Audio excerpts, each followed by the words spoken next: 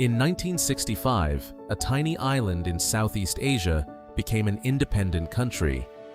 It had almost no natural resources, no oil, no large territory, no huge domestic market, and its leaders weren't even sure the country could survive.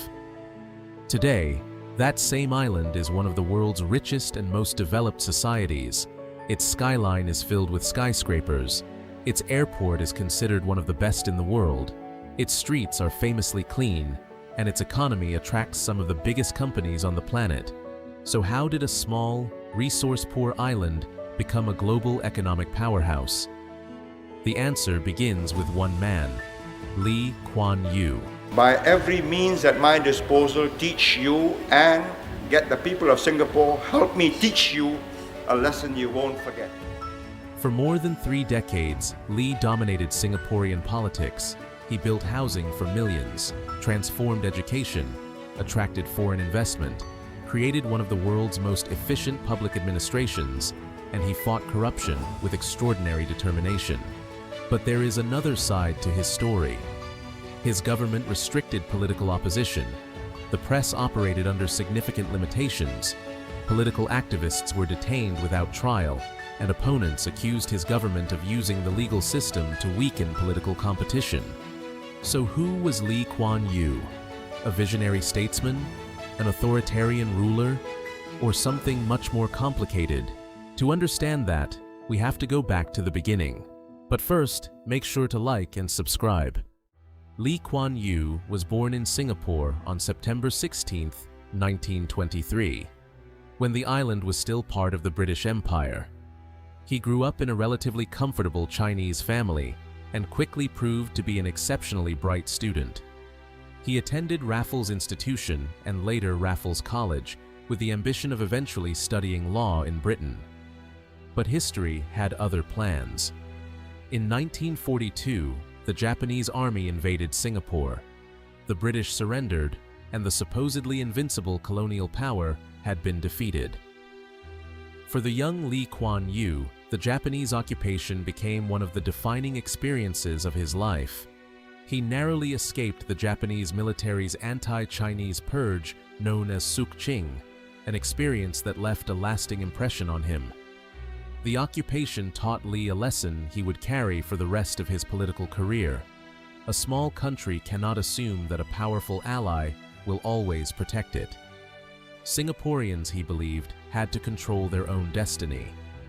Decades later, Lee would repeatedly emphasize how the Japanese occupation had changed his political thinking.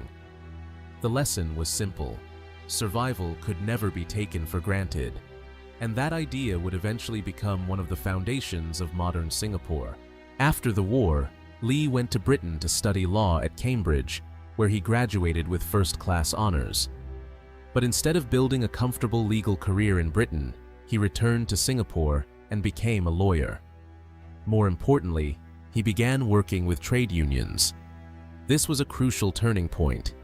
Lee understood that if he wanted political influence in post-war Singapore, he needed to understand the labor movement. He represented workers and became increasingly involved in the struggle for self-government. In 1954, Lee and a group of political allies founded the People's Action Party, better known as the PAP. But the early PAP was not simply the political machine we know today. It was a coalition, and some of its members were much further to the left than Lee. They included socialist activists and trade unionists. For a while, Lee needed them. But eventually, the alliance would collapse, and that conflict would help determine the political system Singapore would have for decades. Lee entered the Legislative Assembly in 1955. 4 years later, everything changed. In 1959, Singapore achieved full internal self-government. The PAP won a landslide victory, capturing 43 of the 51 seats. At just 35 years old, Lee Kuan Yew became Singapore's first prime minister. But winning an election was the easy part. Now, Lee had to govern, and Singapore had enormous problems. Unemployment was high, housing conditions were terrible, the population was divided along ethnic and linguistic lines, Labor unrest was common, and Singapore's economy depended heavily on its position as a trading port. Lee knew that political independence meant very little if Singapore could not become economically viable. And he had a radical idea. Singapore needed to become part of something larger, and that conflict would help determine the political system Singapore would have for decades. Lee believed Singapore needed a larger economic hinterland. His solution was merger with Malaya. But not everyone agreed. Inside the PAP, the political left increasingly opposed Lee's strategy. In 1961, 13 left-wing PAP legislators were expelled after a crucial confidence vote.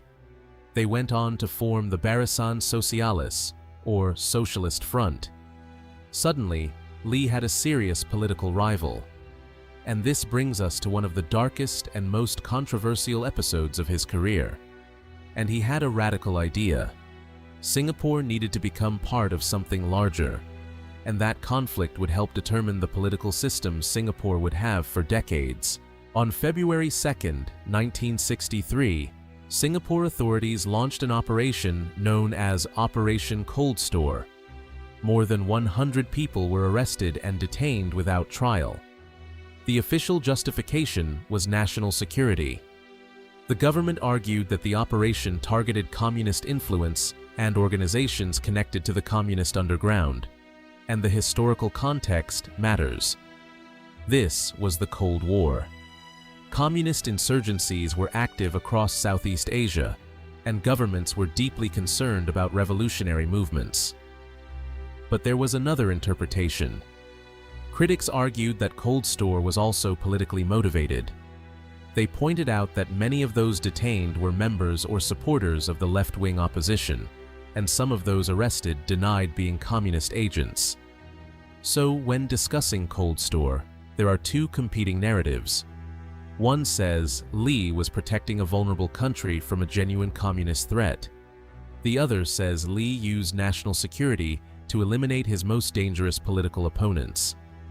The truth is more complicated than either slogan, and this controversy would become an important part of Lee Kuan Yew's legacy. Despite the political turmoil, Lee continued pushing for merger. In 1962, Singapore held a referendum, and the government's proposals received 71% of the vote. On September 16, 1963, Singapore became part of Malaysia. Lee had finally achieved what he believed was necessary for Singapore's survival. But the merger quickly began to fall apart. Political disagreements intensified, economic disputes followed, and beneath everything was the sensitive question of race. Singapore had a large Chinese population. Malaysia's political system gave special status to Malays. Lee promoted a different vision, a multiracial Singapore where citizenship, rather than ethnicity, would define political identity. The conflict became increasingly bitter. In 1964, serious racial riots broke out in Singapore, and the relationship between Singapore and the Malaysian federal government deteriorated rapidly. Then, just 2 years after the merger, Singapore was out. On August 9, 1965, Singapore separated from Malaysia. It was now an independent country. But independence wasn't necessarily Lee's dream. He had fought for merger, and now he suddenly had to build a viable country on its own. Lee was visibly emotional when announcing the separation. He later described those early days as extremely uncertain. Singapore had no guarantee of survival, no guarantee of economic success, and no guarantee that larger neighbors would simply leave it alone. But this crisis created something else, a blank canvas. Lee now had the opportunity to shape the country almost from scratch, and he started with one overriding principle. Singapore had to become indispensable. Singapore had very few natural resources, so Lee's government decided that Singapore's greatest resource would be its people.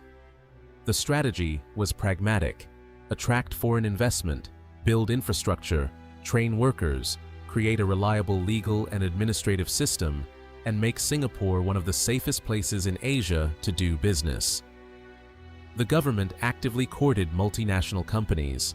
Singapore's strategic location made it valuable, but location alone wasn't enough. Companies needed reliable infrastructure. They needed political stability. They needed competent government agencies.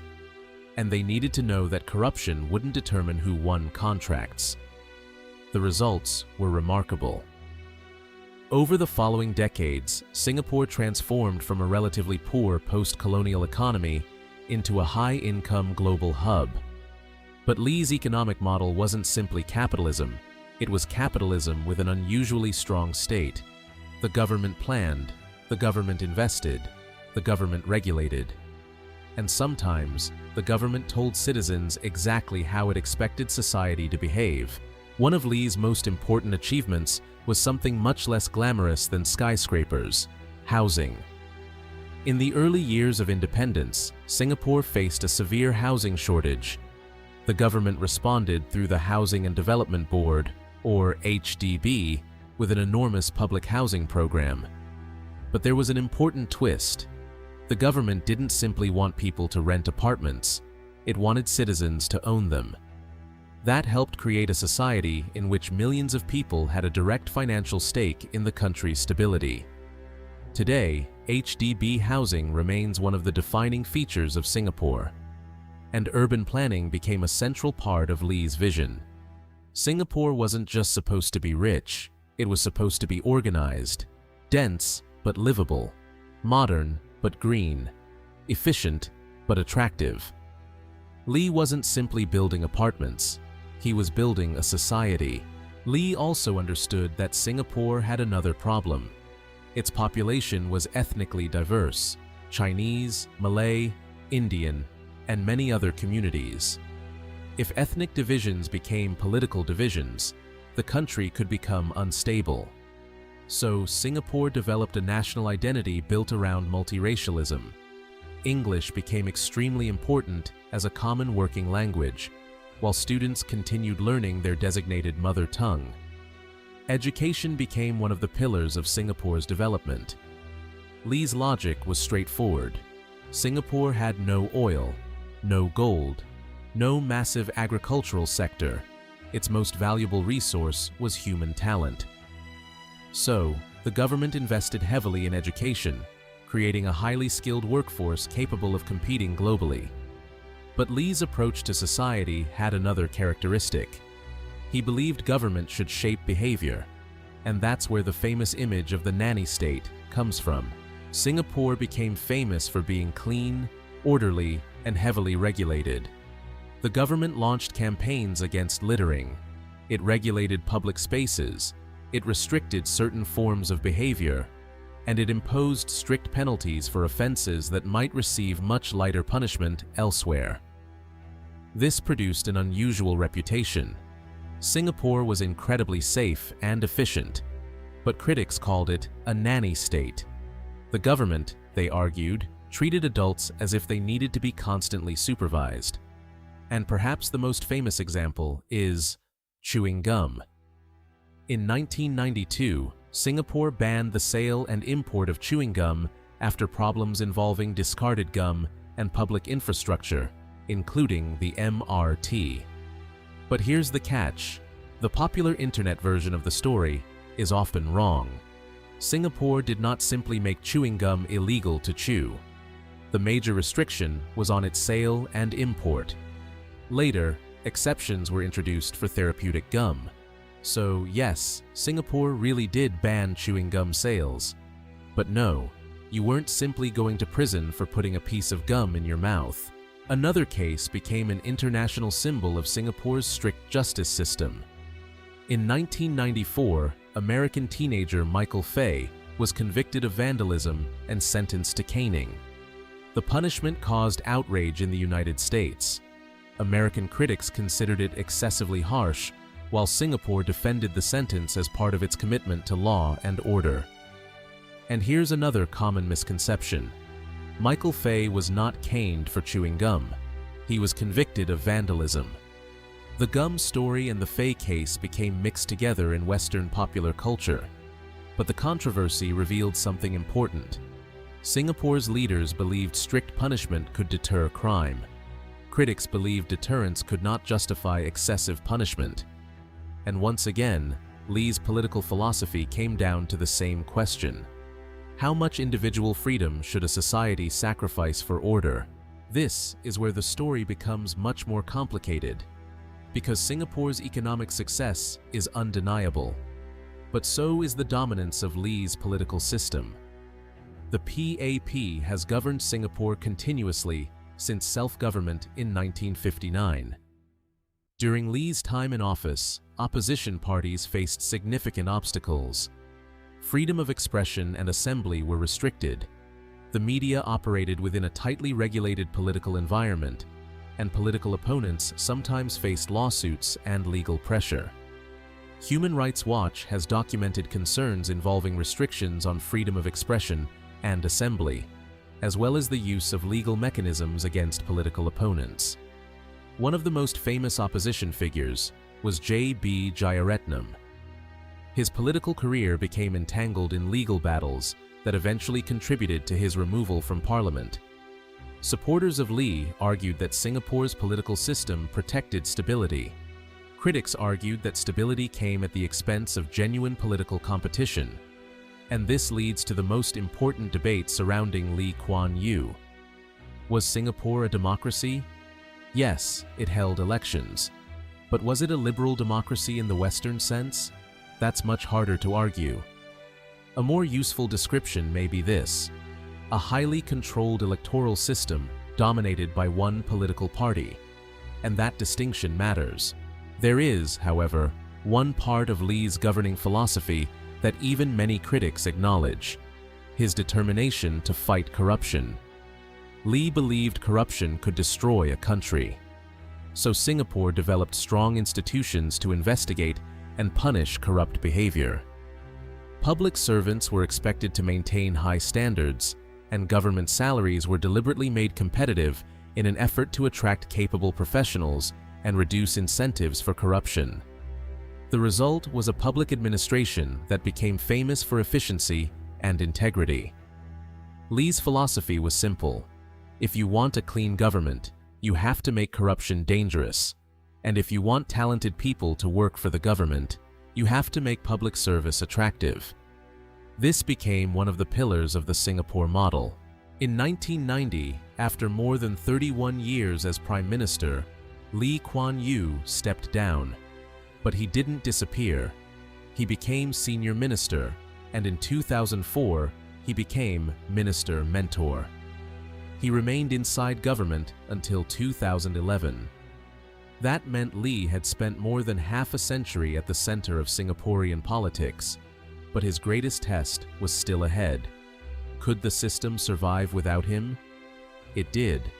Goh Chok Tong succeeded him, and in 2004, Lee's son, Lee Hsien Loong, became Prime Minister. That created another controversy. Was Singapore's political system genuinely meritocratic? Or had Lee created a political dynasty? The question remains debated. Behind the political machine was a surprisingly disciplined man. Lee was known for his intense work ethic. He cycled, he swam. He continued working well into old age and remained fascinated by geopolitics. But perhaps the most revealing thing about Lee was his mentality. He approached government almost like an engineering problem. Identify the problem, set the objective, find the solution, implement it, measure the result, and move on. That mentality helped Singapore accomplish things that once seemed almost impossible. But it also created a potential weakness.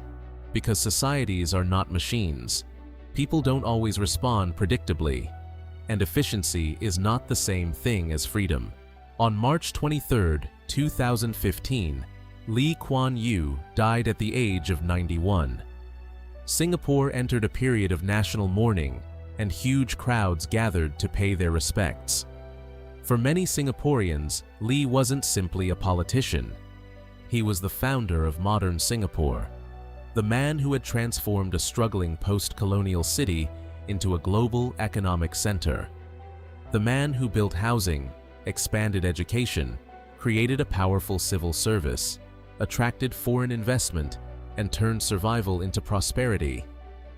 But his death did not end the debate about his legacy.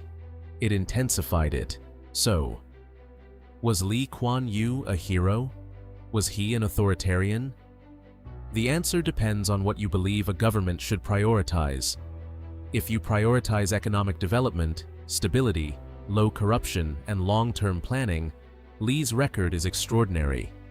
If you prioritize political pluralism, freedom of expression, and limits on government power, his record becomes much more controversial. And perhaps that's what makes Lee Kuan Yew such a fascinating political figure. He forces us to confront an uncomfortable question. What if a government produces extraordinary results, but uses methods that would be unacceptable in many liberal democracies? Does success justify control? Does stability justify restrictions? And if millions of people become wealthier, safer, and better educated, does that compensate for the political freedoms they may have lost? There is no universally accepted answer, and that's precisely why Lee's legacy remains so powerful. Lee Kuan Yew once faced a country that many people believed might not survive. A tiny island, few resources, deep ethnic divisions, unemployment, poor housing, and powerful neighbors. More than 5 decades later, Singapore was almost unrecognizable. That transformation is real, and Lee Kuan Yew deserves enormous credit for it. But the story doesn't end there, because Singapore's success came from a political philosophy that placed enormous importance on discipline, stability, and state power. And that creates a difficult question. Can a society become prosperous without becoming politically free? Or perhaps an even more uncomfortable question: how much freedom would you personally be willing to sacrifice for security, stability, and prosperity? Because that's what makes Lee Kuan Yew's story so important. It's not simply the story of one politician. It's a debate about what we expect from government: freedom, security, equality, prosperity, order, or some impossible combination of all of them. Lee Kuan Yew built Singapore around his answer. And whether you admire him or criticize him, the results are impossible to ignore.